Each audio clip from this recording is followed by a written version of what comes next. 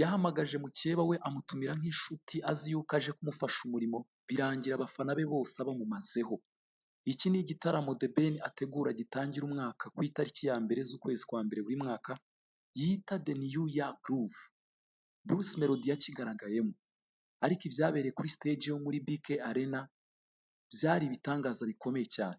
Habayeho kwigaragura ndetse no kwigaranzura kuri buri umwe. Ninde uri hasi ni The Ben, ninde uri hejuru ya The Ben ni Melody. Yari afite kode ya 001, undi ikirango cyari kimuriho ni igisamagwe. Igisamagwe muri stade, ahari ya mvugo yacyo yari yacecetse yashize ivuga. The Ben tumubonye agaragaye kuri uyu munsi wo ku wa kane ku itariki 9 z'ukwezi kwa mbere 2026. Ni mu gihe rero akoze iki gitaramo tumuburaho gatoya. Yitwa Mugisha Benjamin uzwi ku mazina ya The Ben. Uyu yasangiye n'abaturanyi be ndetse n'abanyeshuri biga muri Groupe Scolaire Gahanga, abifuriza umwaka mushya muhire wa 2026 ndetse bishimana ku munsi w'isabukuru ye y'amavuko. Ubu bwari ubwa mbere The Ben agaragaye ku ruhame. Ni nyuma ye rero y'igitaramo cye yise The New Year Groove. Iki ni igitaramo cyabereye muri BK Arena. Ni nyuma yo kuruhuka rero The Ben yasangiye n'abaturanyi be abifuriza umwaka mushya muhire wa 2026, cyane ko atari yarabonye umwanya wo gusangirana nabo ndetse no guhura nabo bakaganira.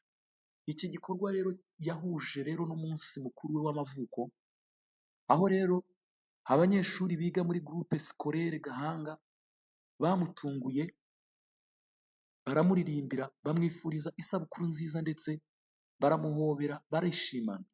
Mu ijambo rye uyu Mugisha Benjamin The Ben, ubwo yari mu murenge wa Gahanga, The Ben yavuze ko yaganiriye n'umufasha we Uwicyeza Pamela, basanga ari ngombwa ko basangira n'abaturanyi babo ku by'Imana yabahaye ndetse no ku byiza bagezeho, ndetse ibi ngibi bajya babikora buri mwaka.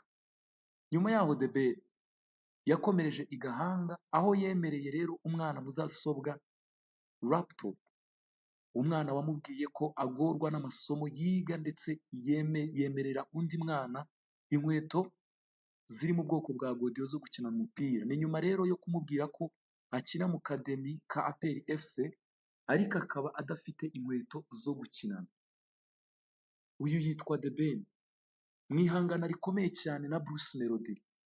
Tubagereranyije Bruce Melody na The Ben, ubundi aba bantu ni bantu ki, kubera iki bakomeze guhangana mu Rwanda ndetse ibinyamakuru bigafata ikaramu bikandika, abakameramani bakegura amatelefone yabo n'amakamera bagafotora, aho umwe aciye bagafotora, aho ahagaze bagafotora, icyo ari kunywa bagafotora, ibyo yambaye bagafotora. Dore igereranya rero rya The Ben na Bruce Melody mu buryo busobanutse kandi bwimbitse. Aho aba bahanzi bahurira cyangwa se aho aba bagabo bahurira ni hehe? Bombi ni abahanzi bakomeye kurusha abandi mu Rwanda, iki baragihuje. Aba ni abahanzi rero baririmba cyane indirimbo z'urukundo, iki nacyo baragihuje. Aba rero bafite abafana benshi mu Rwanda ndetse no muri diaspora, iki nacyo baragihuje. Aba bakora ku rwego mpuzamahanga, ibi babihuriyeho. Bombi binjiza amafaranga menshi mu muziki, bafite amafaranga menshi abajejeta aho bakomora mu miziki bakora, ibi babihurireho. Itandukaniro riri hagati rero y'aba bahanzi, yaba The Ben na Bruce Melody, ni irihe? Imiririmbire yabo, imisusire yabo y'umuziki iratandukanye cyane. The Ben aririmba indirimbo ya R&B, akaririmba pop, akaririmba na afrobeat. Aririmba umuziki utuje wimbitse. Uyu The Ben akunda amagambo afite isomo. Bruce Melody we, uyu Bruce Melody aririmba injyana ya afrobeat, akaririmba injyana ya afropop ndetse na dance. Umuziki wo kubyina niwo Bruce Melody abarizwamo, ndetse Bruce Melody akunda injyana zigezweho kandi zishimisha. Aba rero barakunzwe cyane. The Ben akunzwe cyane n'abadiaspora bo muri USA, muri Canada ndetse no muri Europe. The Ben akunzwe cyane n'abakunda injyana ya R&B ndetse n'abakunda umuziki ucecetse. Bruce Melody we iyo mu Burayi ndetse no muri Canada no muri Amerika iyo ntakunzwe. Ahubwo Bruce Melody akunzwe mu Rwanda imbere, akunzwe muri Afurika y'Uburasirazuba ndetse na Afurika yo hagati. Bruce Melody akunzwe cyane mu maklabu ndetse no mu mapati. Akunzwe mu birori no muri club kubera ko indirimbo ze zirabyinitse cyane. Haba rero uko bakorana n'abandi ni gute? The Ben afata igihe kinini kugira ngo akorane n'abandi. The Ben uyu nguyu akorana n'abahanzi batoranyijwe, ntabwo apfa gukorana n'umuntu uwo ari we wese. Reka ntabwo uzamubona akorana n'abahanzi babonetse b'aho ngaho, bifata igihe. Bruce Melody we akorana n'abantu benshi, bivuze ko ari sociable, ariko The Ben we ntabwo ari sociable kuko ntakorana n'abahanzi benshi bapfuye kubona. Bruce Melody afite collaboration nyinshi cyangwa se afite indirimbo agenda akorana n'abahanzi nyinshi, cyane cyane nyinshi zo hanze. Mu musaruro rero bagiye batandukanye. The Ben we ntagenda yihuta mu musaruro yinjiza. Indirimbo za The Ben ni nkeya ariko zujuje ireme. Bruce Melody we asohora indirimbo nyinshi. Bruce Melody azwiho cyane gukora cyane mu bihe bya vuba. Iki ni cyo gitandukanya The Ben mu musaruro we ndetse na Bruce Melody. Abinjiza amafaranga bate? Ni ikibazo ukunze kwibaza. The Ben yinjiriza amafaranga binyuze mu bitaramo mpuzamahanga akora, ndetse yinjiza amafaranga binyuze mu gustreaminga muri streaming yo hanze. The Ben uyu nguyu yinjiza cyane agatubutse kavuye muri USA, muri Canada ndetse no mu Burayi, streaming zo hanze. The Ben we yinjiza amafaranga mu bya brand, mu mabrand, mu kwamamariza inzoga, amakompanyi y'itumanaho ndetse n'ahandi. Bruce Melody we yinjiza amafaranga binyuze muri shows nyinshi mu Rwanda, bivuze ngo ni mu bitaramo byinshi mu Rwanda akora. Bruce Melody yinjiza amafaranga menshi kuri YouTube, ibyo bita ngo ni YouTube views, kuba YouTube bamureba, abakoresha YouTube bamureba baramwinjiriza. Ndetse Bruce Melody yinjiriza mu cyitwe promotions nyinshi akora. Icyo buri wese arusha undi ni ikihe? Urakibaza cyane iki kibazo buri munsi. Ijwi na feelings The Ben arusha Bruce Melody. The Ben arusha ijwi Bruce Melody ndetse na feeling, no kubifiringa no kubyumva. Mu kijyanye na energy na stage presence, cyangwa se mu kijyanye na stage no kuryoshya abantu muri stage, cyangwa se umuntu ufite stage irenze, ni Bruce Melody.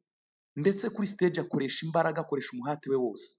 Mwarabibonye cyane mu gitaramo cya The New Year Groove, aho The Ben yasaga naho yatumiwe, ahubwo iki gitaramo ari icya Melody kandi ari icya The Ben.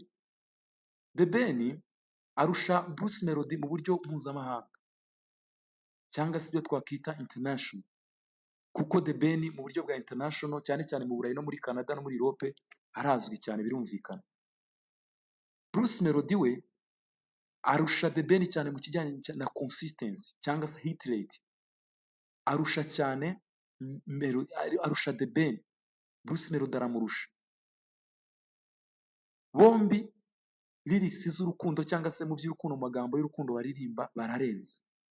Bruce Melody arenze ku cyo bita dance, mu mibyinire arabyina kakahava, kugira ngo indirimbo ze mujya muzibona cyane. Nuko nguko rero aba bahanzi bahanganye hano mu Rwanda, yaba The Ben na Bruce Melody, buri umwe afite aho agiye arusha undi. Ngira ngo mwahumvishe. Niba utarakanda subscribe kandi subscribe. Uwo bita Eleme aravugwaho gutwara igihembo cya Afrima. Iki gihembo rero Element yegukanye iki gihembo vuba aha ngaha. Yagitwaye rero iki gihembo nk'umuproducer w'umwaka. Uyu ni umuhanzi ndetse akaba utunganya indirimbo zigiye zitandukanye hano mu Rwanda. Yitwa Element Ellie. Uyu rero yatwaye iki gihembo cya Producer w'umwaka mu birori bya Afrima Award 2025. Iyi yabereye i Lagos muri Nigeria. Iki gihembo rero ni icy'akamaro cyane mu muziki wa Afurika. Gihatanwa n'abahanga mu gutunganya indirimbo baturutse mu bihugu bigiye bitandukanye bya Afurika. Uyu Element ngira ngo muramuzi. Akorera abahanzi benshi cyane kandi ni benshi yagiye azamura ndetse bamenyekana, imiziki yabo iramenyekana kubwo kubakorera imiziki. Indirimbo yatumye Element atsindira iki gihembo cya Producer w'umwaka mu bihembo bya Afrima 2025 ni indirimbo yitwa Tombe. Tombe niyo yagaragaje impano ye mu gutunganya umuziki production ku rwego rwo hejuru. Ibi byatumye rero akundwa kandi afatwa nk'umwe mu batunganya umuziki beza muri Afurika. Mu bihembo byinshi Elema yagiye ahabwa harimo icyitwa African Superstar. Yiswe nk'umu superstar, yahawe iki gihembo nk'umu African Superstar Oda Award 2025. Iyi yarayihawe. Elema yegukanye African Superstar Award mu birori bya Oda Award 2025 byabereye i Ethiopia mu Kuboza 2025. Iki gihembo rero cyamuhesheje icyubahiro kubera ubuhanga bwe mu gutunganya umuziki no guteza imbere umuziki wa Afurika ku rwego mpuzamahanga. Igihembo cya kabiri Producer Elema yahawe ni Music Producer of the Year, gitangwa na IMA Award 2025. Isango na Muzika. Ibi ni ibirori rero bya Isango na Muzika Award IMA bibera i Kigali, aho Element yegukanye iki gihembo cya Music Producer of the Year. Aha ni mu cyiciro cy'abatunganya umuziki.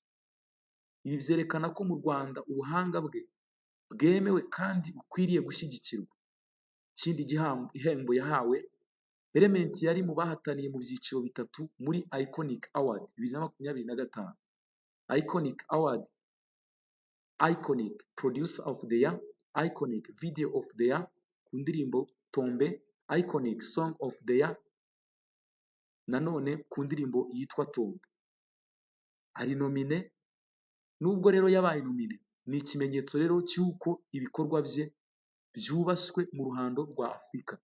Uyu rero yabaye nomine ku gihembo cyangwa se ku gihembo cyangwa ku gikombe cya Iconic Award 2025.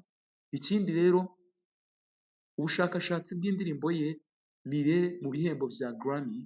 Indirimbo ye Mirere yoherejwe mu kigo cy'abatanga ibihembo bya Grammy Award mu cyiciro cya Best African Music Performance Producer. Ubwo yagejejweho rero yagejejweho mu mwaka 2024-2025. Nubwo rero bitarangije aho rero kugeza mu mwanya yegukanywe, ibi ngibi ntabwo nubwo rero ibi byatumye ajyamo, ibi nabyo bimuzamurira urwego rw'ubuhanga bwe ku rwego rw'isi. Ibi rero byerekana ko ibikorwa bye bigeragezwa no ku rwego mpuzamahanga, cyane cyane muri Amerika, USA. Kuba indirimbo ye yakoze bita Mirere yaroherejwe muri Grammy Award, ibi byerekana ko Element ari umuhanga kandi akomeye cyane ku rwego mpuzamahanga.